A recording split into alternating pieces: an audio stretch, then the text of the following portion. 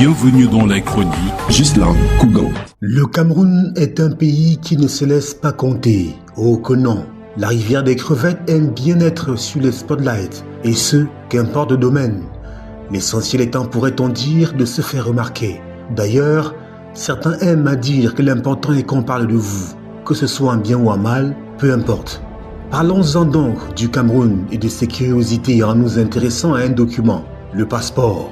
Celui de l'Afrique en miniature compte parmi les plus coûteux au monde. En effet, il faut débourser la bagatelle somme de 110 000 francs CFA pour se faire établir le précieux sésame. Pour que l'on se comprenne bien, le prix est passé de 50 000 francs CFA à 110 000 francs.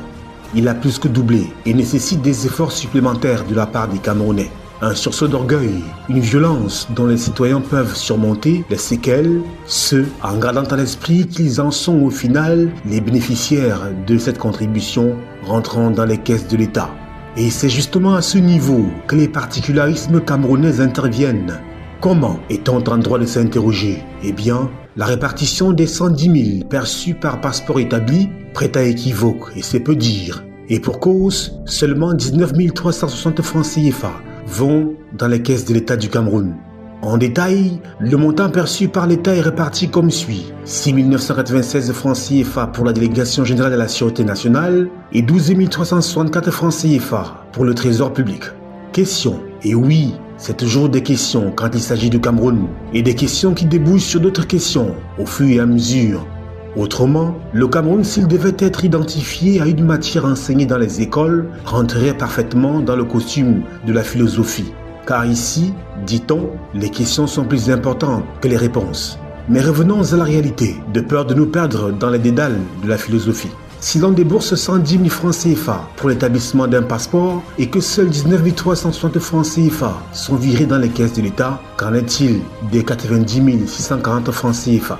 Encore une question, n'est-ce pas?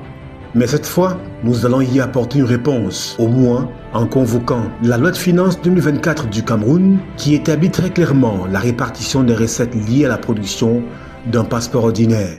Prix 110 000 francs CFA, délégation générale à la Sûreté nationale 6 996 francs CFA, Trésor public 12 364 francs CFA et le reste, soit 90 640, vont au prestataire INCM au Gentique.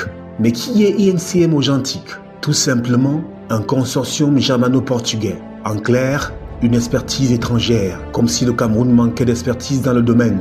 Mais personne n'est dupe quant au réseau ficelé autour de cette attribution, arrosé certainement de gourmands de rétrocommission, comme le Cameroun en a le secret. La mesure des vols et détournements étant le milliard.